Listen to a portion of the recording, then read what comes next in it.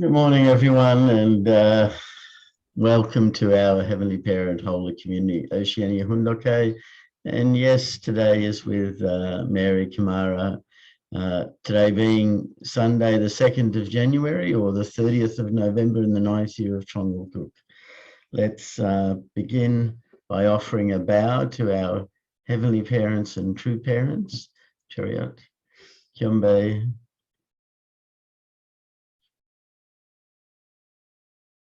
Paro. And let's recite our family pledge, both in Korean and English. Thank you. 가정멘세 5.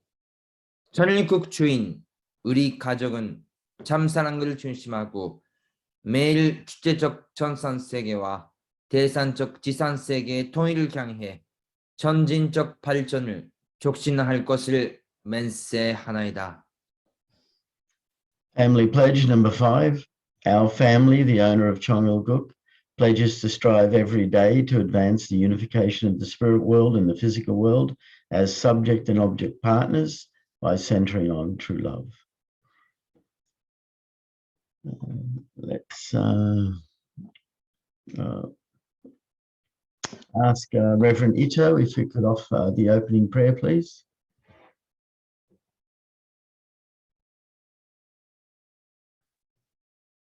Beloved Heavenly Parents and victorious parents of heaven, earth of humankind, it's so grateful in this occasion, in this new year, 2022, the year.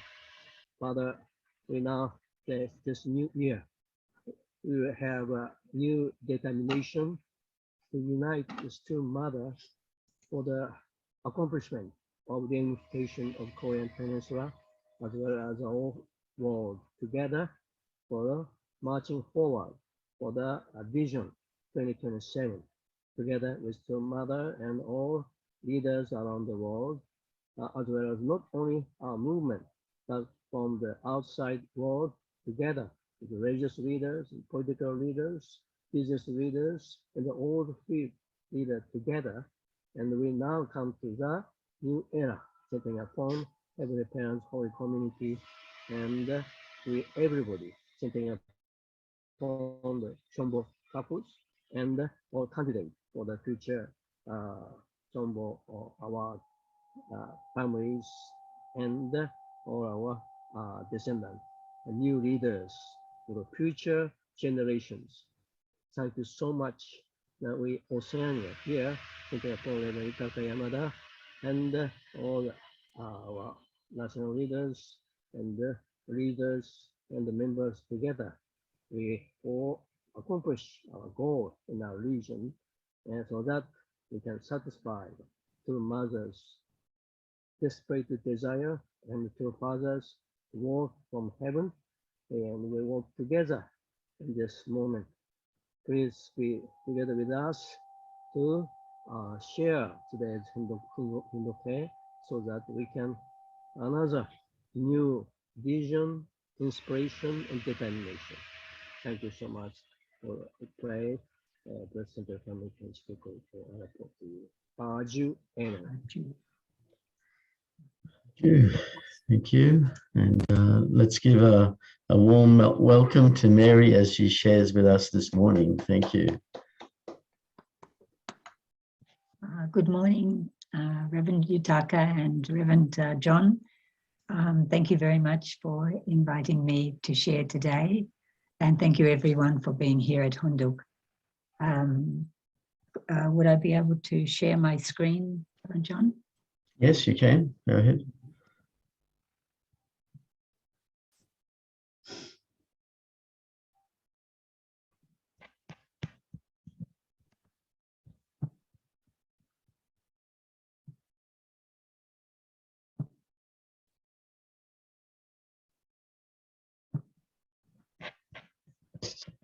Thank you.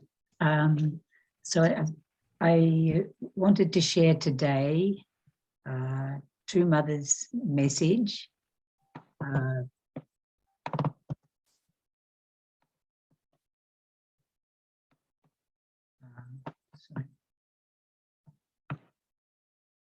True Mother's message from the May the 8th. I haven't, sorry, let me go back. It's True Mother's message, May the 8th, the 60th anniversary of True Parents' Holy Wedding. And I haven't started from the beginning because there's a part in there that I want to focus on to share. So this is maybe halfway through the speech, and I'll read.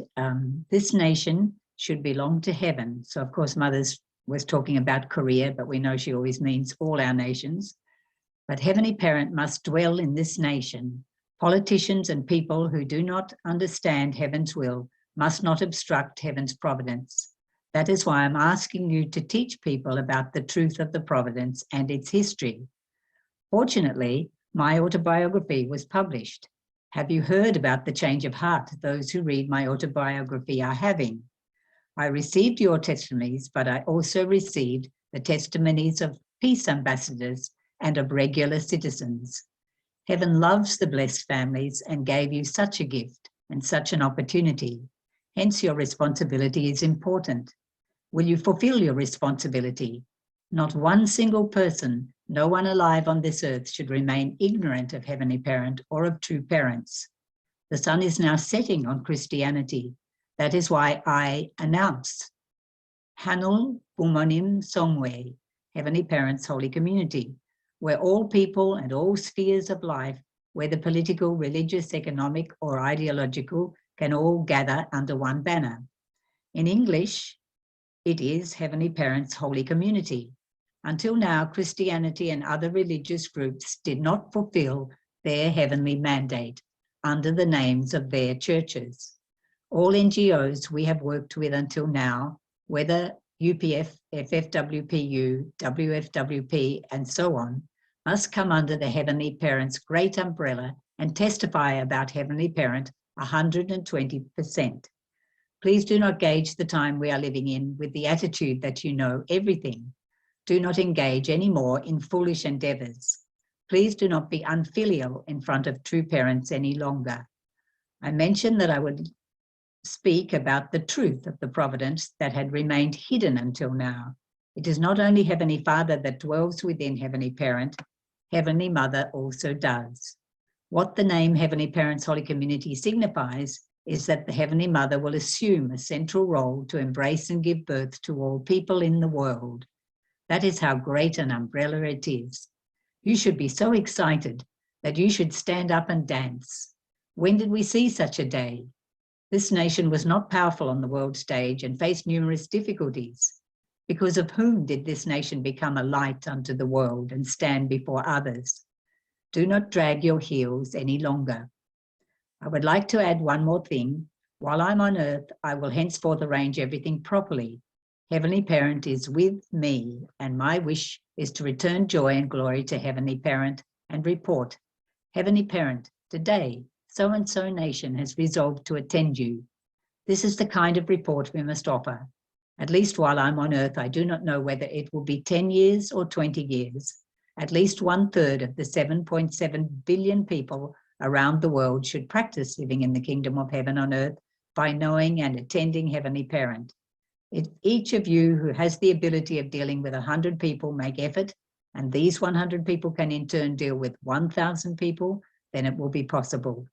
I've given you everything you need to move forward. There will be a time for me to travel, not only within Korea, but all over the world, and directly receive your reports. My position is that I must live each day as if it were 1,000 years. Then truly many things will happen. That is why I will strengthen the international headquarters. Henceforth, all directives will be given through international headquarters. I've done so in the past, but even when dealing with nations, I will do this. That is why I appoint Yun Young Ho as Director General of the International Headquarters. I'm aware you did not understand a lot and gossiped a lot. However, he is the person who believed when I said unbelievable things. You all said no, yet he believed. Chonilguk is the unified heavenly nation. During True Father and my holy wedding in 1960, heaven gave me a revelation. Henceforth, all citizens will become Chonilguk citizens of heavenly unity, whether from the Kim clan, Park clan, Lee clan, and so on. Everyone will become Chonil citizens. The issue is how we should live as qualified citizens in Chonilguk. Such citizens' names will be recorded in heaven. You need to understand how great a blessing, yet how scary such a name is. You should not ask, what is Chonilguk? I must take measures such that worthless gossip does not reach my ears. Now is the time to unite with me in oneness of voice and oneness of action. Just as sunflowers follow the sun, whether the sky is cloudy or covered, you also need to have such an attitude. Do you understand? Will you do it? Do you pledge to do so? Yes, I will not wait long. The past 54 years of the Providence were preparing for Foundation Day. From Foundation Day, we must begin a new advance. It is a new history and a new era. Hence, what should we do as children and as human beings? What must we think about most? What we must think about most are the parents. The anniversary of two parents' holy wedding. It is only this day that will forever be passed down by humanity. The completion of the Providence starts in the spring. The beginning and the completion should happen in the spring. That is why True Parents' Day and Heavenly Parents' Day should both be celebrated on the 16th day of the 3rd month. I've explained why this must be the case. I think you have not forgotten. Heavenly Parent started out in the spring. Heavenly Parent prepared everything in winter and wanted to blossom and sprout the shoots of hope in the spring.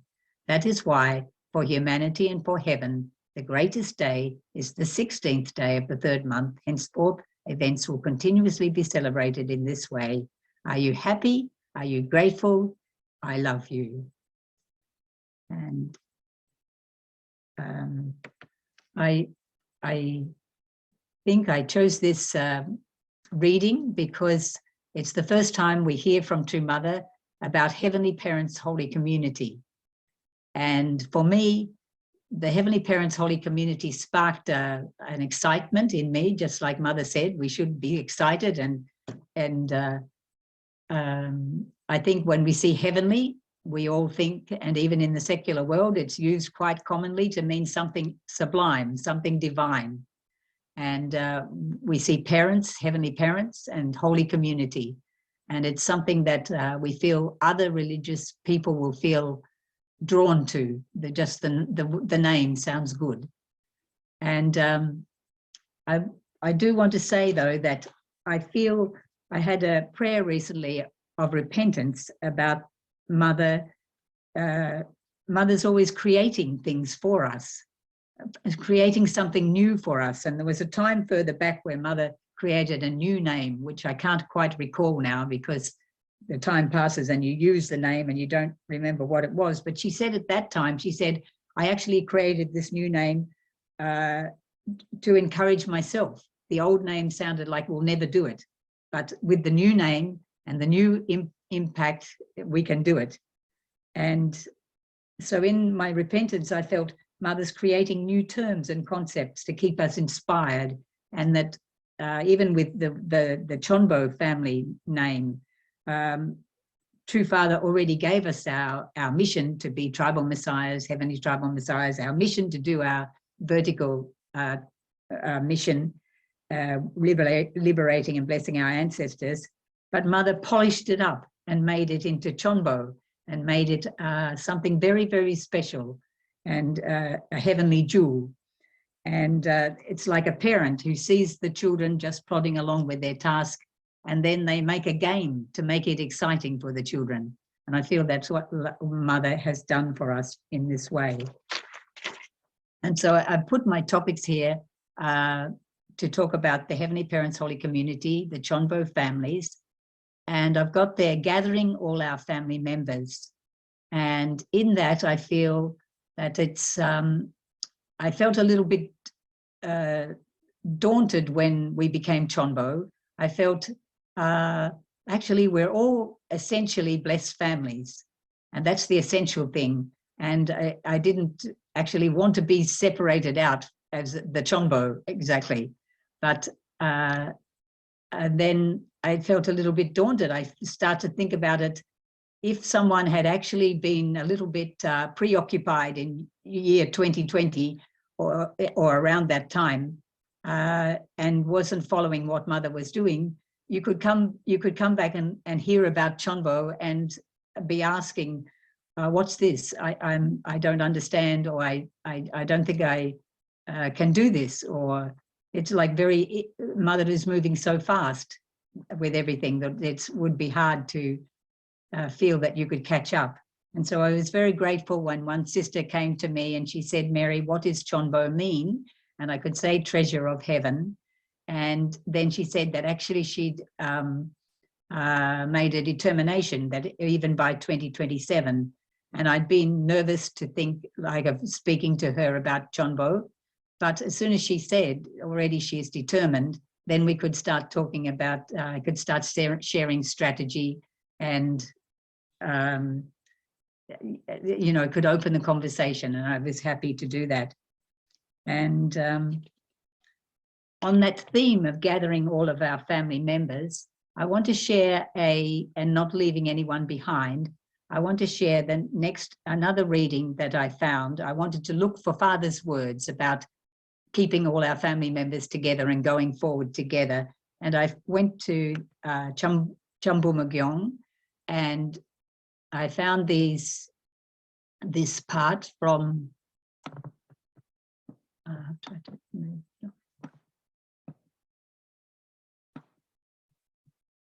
found this part from the Chambumagyon, Book 7, Section 5, Verse 4, Gathering Lost Family Members was the title.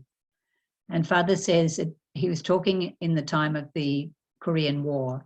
And he says, among the inmates who left with me and followed me when I left Hungnam prison was a man from the Moon clan.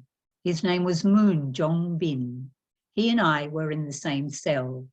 Having received a message from the spirit world, he followed me. After we were freed from prison, he accompanied me from Hungnam to Pyongyang. He had a wife and children. After we left the prison, we stopped by his home to say goodbye to his family, and he then continued with me. We planned to travel from Pyongyang to the south. Kim Won-pil's mother was a church member. We wanted to bring her with us, but she was not at home, having gone to Sunan to sell things at the market. We had to leave within a few days, but she had not returned, so I sent Moon Jong-bin to Sunan to try to find her and bring her back. I anticipated it would take 1 or 2 days on foot, but he did not come back either. The situation at that time was becoming increasingly untenable for us due to the Chinese Communist Army, which was threatening to surround our area. Unavoidably, we had to leave before Jong-bin and Won-pil's mother returned. That is why, although Moon Jong-bin had pledged his life to me, in the end, he was unable to come with us to the south. And this is from verse 3, the previous verse. When I have a chance to return to North Korea, I will find him if he's still alive. If he died, I would like to visit his grave and place a memorial stone there. I pray for him to this day, thinking, if your dedication continues to this day, the day will come when North Korea and South Korea will embrace each other. Before I pray for my mother or father, I'm praying for him. And that was written or said by Father in 1972. And I just want to go back to my topics there. I just feel that that shows the wonderful heart of our true Father, that he would never, he could never leave anyone out. And, you know, during his life, he prayed constantly for that man. We don't know if he ever found out about him. Or at least I don't know if he ever found out about him when he did return to North Korea. But I just felt it expressed Father's heart that we just cannot go forward without bringing everyone with us. And I would like to share I would like to share my next topic is ongoing care for our tribe, or maybe on that same topic a little bit.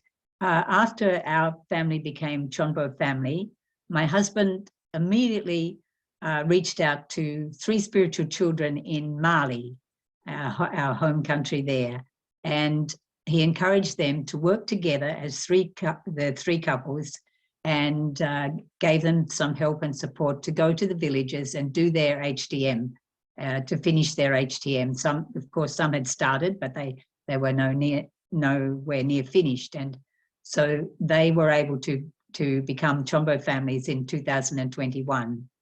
And as well, because he was living in South Africa, he was conscious that it was difficult for some of the families there to do their HTM. And he inspired the Soweto families to work together, to form teams, to go out in Soweto.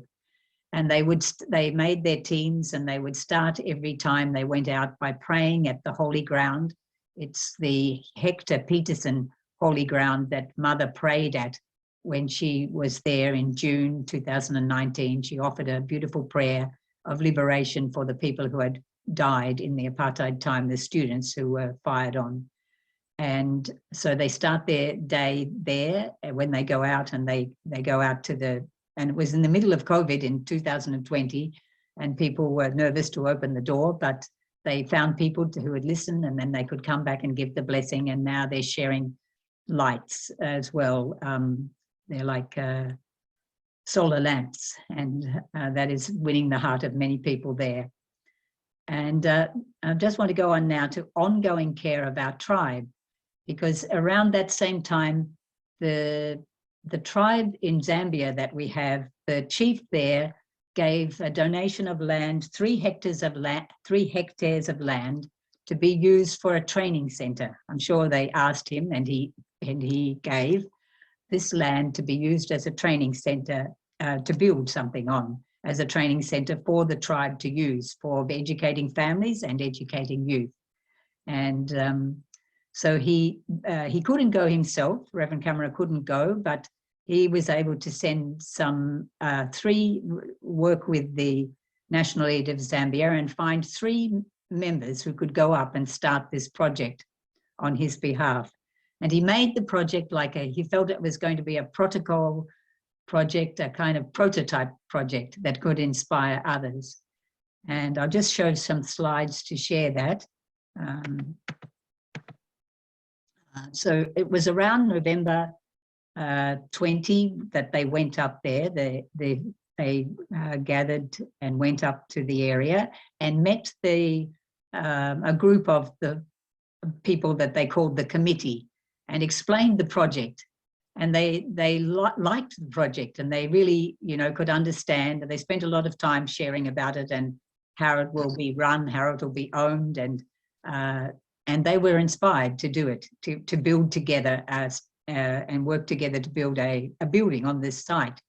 And then Bakr realized that November 22nd was the Rally of Hope, Mother's 3rd Rally of Hope. And so he asked them, please gather some of these blessed family members in someone's home there and show the Rally of Hope. So all they had was this tiny little laptop, and the room was full of people, and it was, past midnight when they were doing it, but they were inspired, and they were watching Mother's Rally of Hope. And it brought them all together and made them realize this is something big that we have joined. And then still the next day their work started, and they did it. The members together did it, and they hired one master builder so that everything was set right and everything was done right, but they could make the mud bricks on site. They had to have cement, they had to buy some things they had to buy, but a lot of it was done this way. And here is, I've got in this picture 2 of the members. One is Pastor Malenga, who went up there. And when he heard about this project, Bakri said he was almost in tears, because he was a pastor who had joined us in the early days of HTM work, and he realized that we weren't taking care, we weren't doing something back in the field, that people got inspired to receive the blessing, but then we weren't caring for them in their day-to-day life. And so he really was grateful to take on this project to go up and be a part of this. And our brother in the front here has also come up from Lusaka to help organize this project. And this is from a PowerPoint actually that I just realized that I could use. Kashiba Chiefdom Hujong HTM Training Center, and it was, I think, made by either the brother Master Kwame or Pastor Malenga. And so it was documenting the 100 days, really, or it's got here just the March the 31st and April the 1st, which is the first time Reverend Camara went from South Africa to the area of HTM. Not the first time, he'd been there before, but since the lockdown and being in South Africa, it was a time to dedicate the center, to open the center and dedicate it. And they did, first of all, a courtesy visit to the mayor, and the picture, the picture above, by a courtesy visit to the chief of Kashiba, and on the right picture, he's the one in the hat. And I guess that's the wrong way to call it, but there he is with his wife. And then this was the first time to visit the finished training center, and a great big delegation came out to welcome them there. And then there was a gathering of 120 couples who came to meet Reverend Camara. And then they had a gathering of youth, at least 43 youth from Kashiba came and sharing to them. And this is the finished building. I was disappointed not to see the mud bricks still, but they said that they had to render it against the weather. And there was a rainbow over the top. And then this was a meeting to see how things would be ongoing when they left. That's the committee of blessed families from the tribe. And this is another event that took place in June the 6th to the 13th, which was a family values lecture on the left picture being given. And on the right above is a teachers with school chess trainer, Reverend Schneider, a former missionary to Zambia. He's come back to Zambia every year, I think, since Reverend Camara has been there. Reverend Schneider comes back and he's passionate about chess. And he came this time with a proposal to Reverend Camara to sponsor his tour of different areas. And he gathers teachers and presents to them chess as a wonderful way to help with your students. And so Reverend Camara said, yes, he would help to sponsor as long as he came up to Kashiba to also do the same up there. And they gathered 21 teachers. And of course, at the same time, they also hear the family values lecture and the blessing lecture, so that they were all inspired to also come back one day and receive the blessing. And the bottom picture is Queens, and the Queen of Kashiba had this project to gather other queens together for her own education of queens. And so our WFWP could use that occasion to also educate the queens and bring them together for understanding more that part of things. And then this is a youth workshop that happened in October, November, just recently, 2021. And the youth were 21 youth in the beginning, and then they chose 12 to continue. And they had Tongil Mudo education and training. And this was their final graduation. And you can see on the left, there is the chief, sorry, I've gone forward one, but the chief is there in the left-hand picture. And I'll just try to read what he said. He was asked to give a speech. We had the presence of Chief Kashiba, the 17th, the Wednesday Sports Zone Coordinator, the Kashiba HTM committee members, and the family members of the students. And during his speech, Chief Kashiba gave the genesis of how he met Heavenly Parents Holy Community through UPF, and how he was persecuted because he decided to welcome the organization in his chiefdom. But through perseverance, today we can witness its holiness, and above all, the great contribution in raising our children and the chiefdom at large. So you can see that the chief was very inspired. And based on that, the most recent event there was a 3 days workshop for the chief. He's on the left there with the red headset. and another chief who he must was also within that vicinity. And they had a 3-day workshop on divine principle. And now I hear that these 2 chiefs, they weren't blessed before, but now they want our group to come to give them the blessing in their palace. And I'm sure they want to continue somehow after that. And so I just want to share a couple more slides. This is another family who are working there. The young person is Daniel, and he was working with Homerton Amaral as a teacher's aide when Homerton was running the Barlaston Park School. And then after that, he was blessed himself, and they now have a little baby boy. And so their family are living at the HTM training center. He's taking care of youth and always keeping the center open for people to come, and as well as Pastor Malenga is there. And I just want to add one more thing, that Pastor Malenga sent me I think we showed his picture before, but he sent a text to say that Reverend Camara had told him to go home to his family in Lusaka for the holiday season, but he was staying on because there were 157 new couples and they were going through their 40 days, and that they won't finish all their 3-day ceremony until the 9th of January. And I asked her, these existing couples who didn't do the 40 days? And he said, no, they're new couples. And there was one second-gen sister who came up there and worked from this HTM center to do the blessings on behalf of her parents. But she got sick and she had to go back eventually to Lusaka, and Pastor Mulenga continued to bless on her behalf. And so she's nearly able to accomplish now those blessings. But I would just want to maybe finish here, or I'll use up all the time.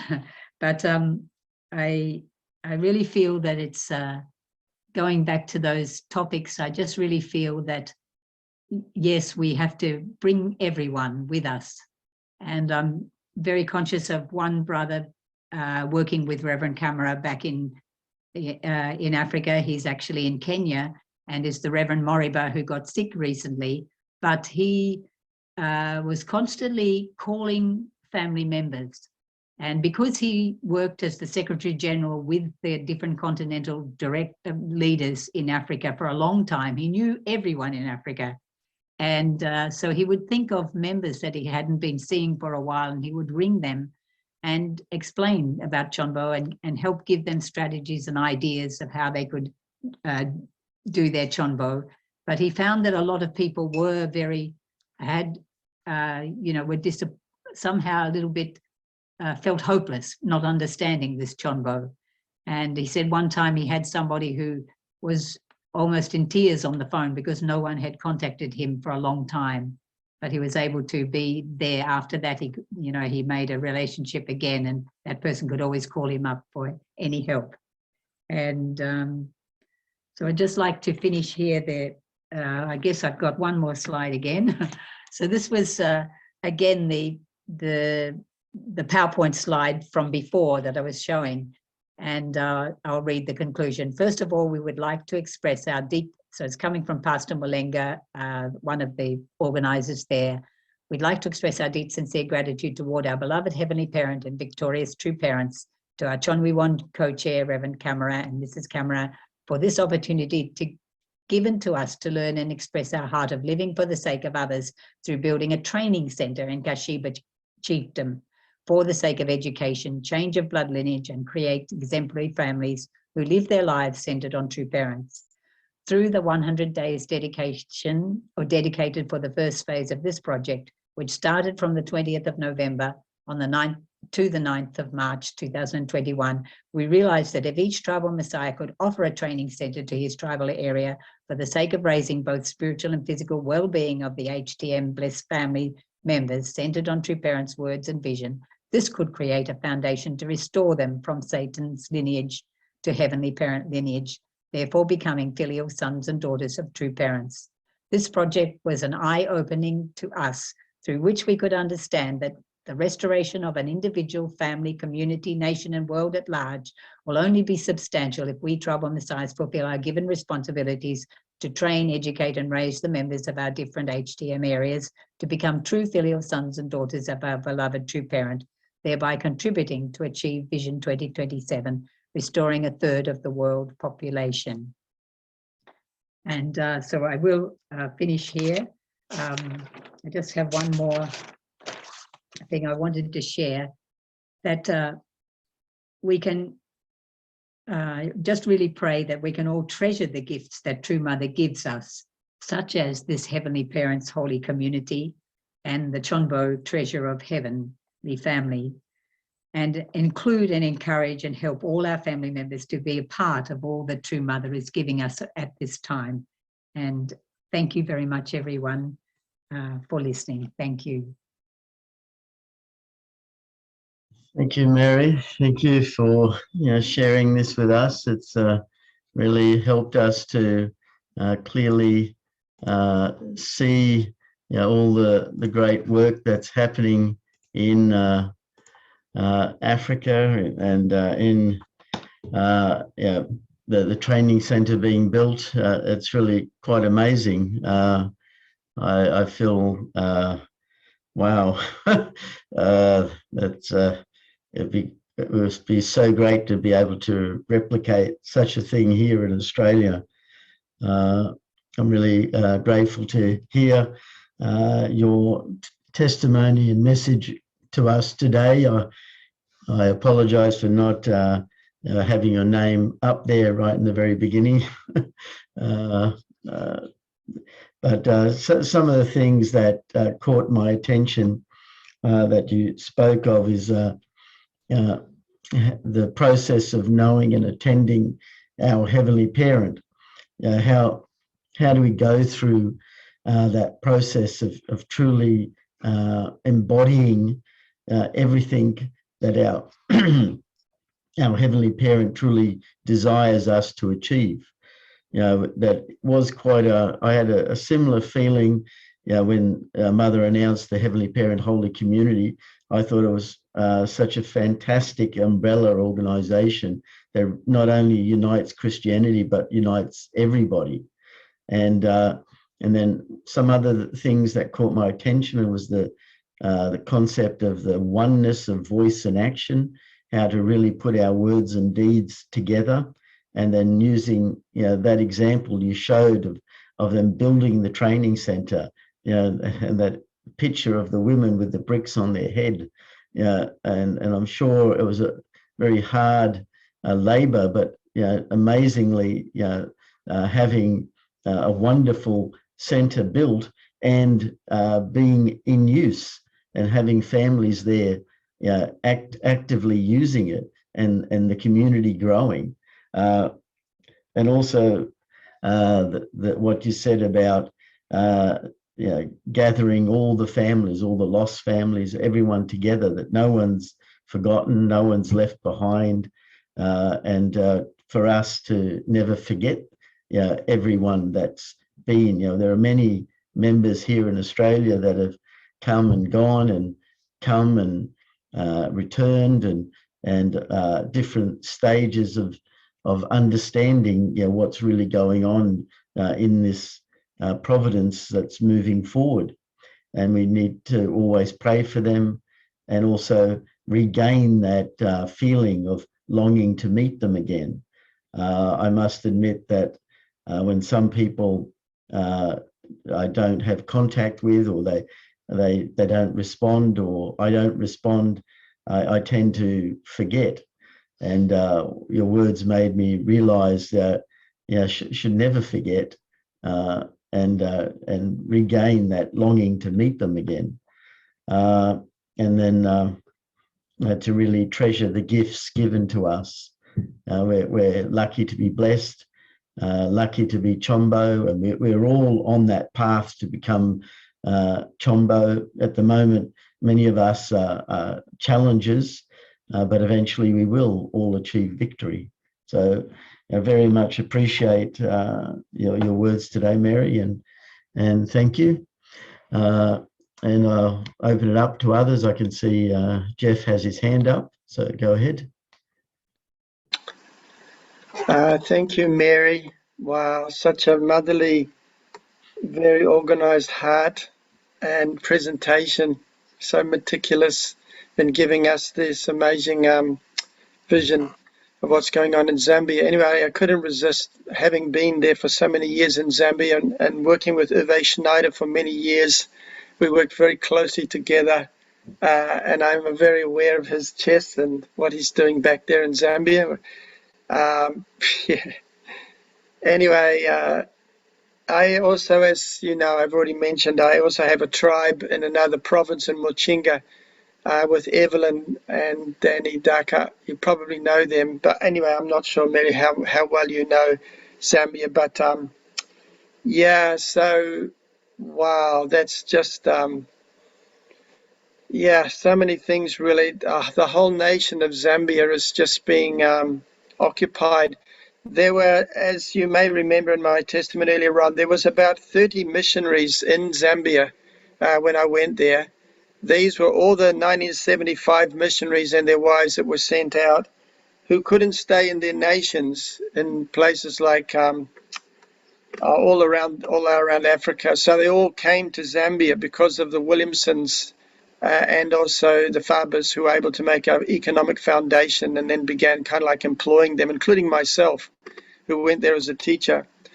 So yeah, it's a bit of a challenge for me to see that because I have a tribe and I've just been sent their album with all the photos of each couple, 430 couples, each one with a number and an ID, and they've all gone through the 40 days separation, the 3 days ceremony, and all this whole thing. And so, yeah, and it's on my mind, the ongoing sort of support, because I know that they need resources to go up to those provinces that are far away from Lusaka and keep going these things. But it's really helpful for us in New Zealand because it's sort of giving us an idea of what we need to do in New Zealand, our database of people and how to take care of them, you know, large groups of people to have the kind of manpower that is needed.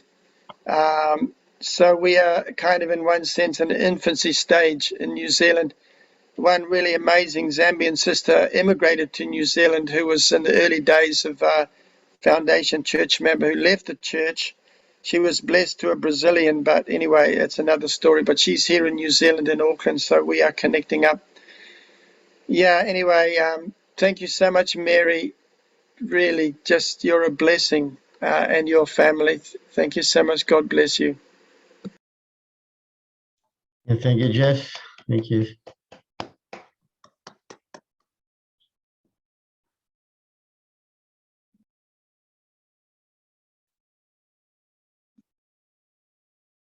Yes, Doug, go ahead.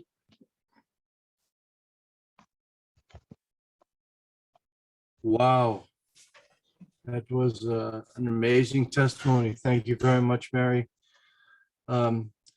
It's like watching, you know, good leadership meeting the good grassroots, a marriage together, you know, people who are really prepared and able to work together.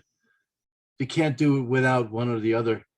And you mentioned this point of one minister who found people crying in loneliness, never having been communicated to. I think the empowerment of the grassroots by communicating with them and with each other really empowers the people to work together. So if one thing I feel like we can learn from this is that we need to communicate with each other, you know, horizontally and vertically. And no leader, no matter how great they are, could ever do such a thing. It's by working together with the ordinary people, you know, the great people, raising them up together. And this is a vanguard revelation of what's able to be done, and it's quite impressive. But I think the simple thing of reaching out to each other, getting to know each other better through phone calls, spending time, and that's really very inspiring. And I just want to thank you so much. We have a lot to think about, and we're pre-infancy in many ways here. Some of us are even before conception on this level, you know, and you brought it to fruition, you and Bakri. So it's really quite amazing. But we have 7 years to learn, you know, and to try to get this. So thank you very much for your testimony. Thank you, Doug. Yes, Greg, go ahead. Yeah, look, thank you so much, Mary. You're a saint and extremely inspiring. I just have a practical question about how you got the money to build that center. Obviously, they're making the bricks, I think, themselves, and probably doing it very, very much, you know, locally. But did you mention something about how the money got together for that center? I guess it really came from Reverend Camara. I guess you could say that from his stipend the year before, in that 2020, he was in lockdown, and all the movement that he used to do around Africa would take, you know, all the resources that he would receive virtually from headquarters. He would, you know, have to go and stay in hotel and have an airfare here and an airfare there. And it became that he could use, you know, he had to keep doing something, I felt, and he couldn't travel there to Zambia at the time. And so when the land, I suppose, became available, I don't know if he thought of it, I don't know how it was planned in the beginning, but he was able to send resources to the, money to the, or actually he got me to do it, but it was from him to the headquarters in Zambia. And then they would send mobile money up to those people. They would send it by mobile money up to the people on the ground. So it was, you know, it did end up to be, you know, a few thousand, but it was, you know, compared to building a house here, it was, yeah, it was something that it would be doable and for people to think about doing. And then afterwards, I think more than the money, though, is the actually being able to find the members, the right members that could help you, because, you know, he knew those members actually, and he went to Reverend Piri, the national leader, to find the members who could help working in this project.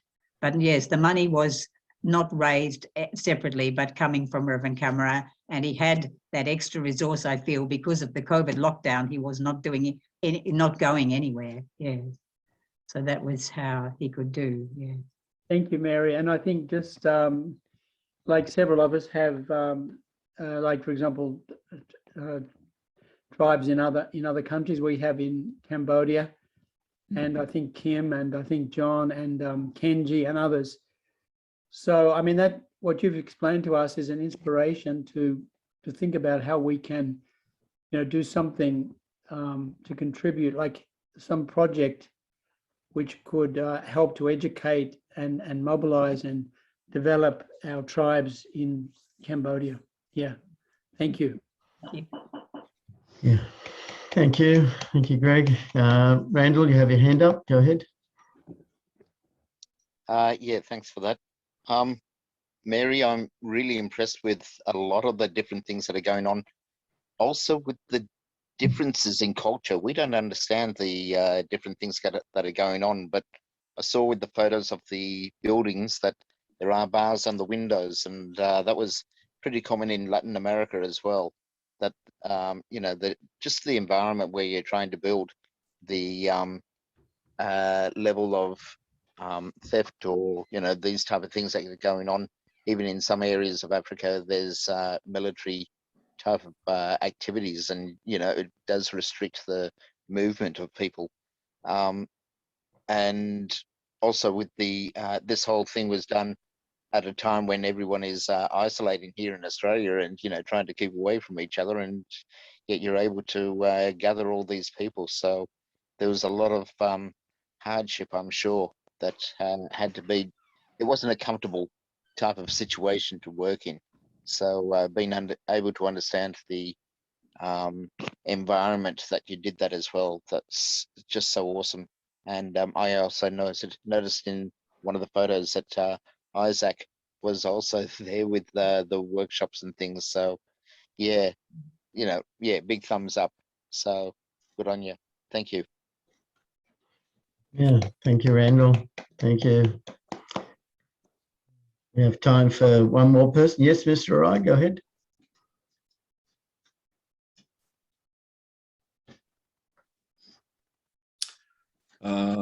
Thank you, Mary. Today, your incredible testimony, and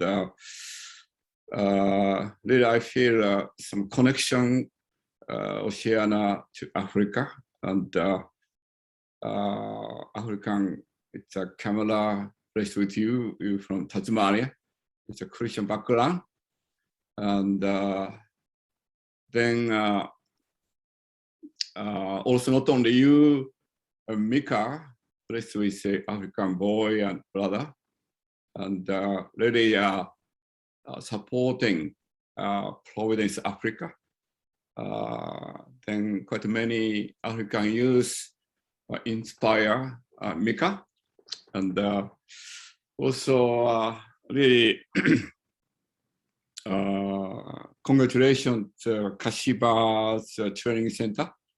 Some member donated 3 hectares, and then the built a training center.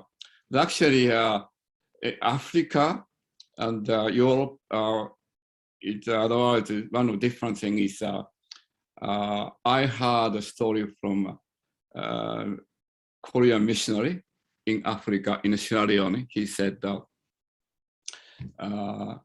in the Western world, don't care about the facility. If someone say incredible great things, people can listen. But in Africa, people living a very it's a poor house, say great things, people don't listen. So we have to build a substantial church, substantial facility. Then